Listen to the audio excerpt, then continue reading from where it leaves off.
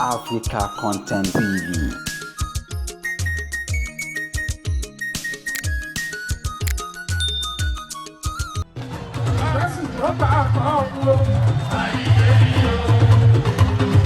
Welcome 2022.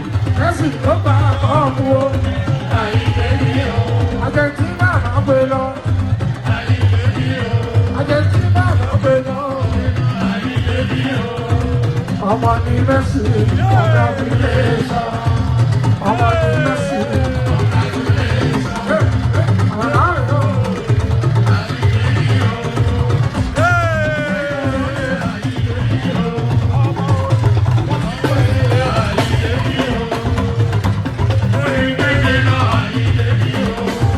Ti gbówó lé ẹ ti jẹ lọ ẹ̀yin tẹ́ gbówó sọ́dún kejì ẹ má bínú ó lọ gbá àmì àjọ rẹ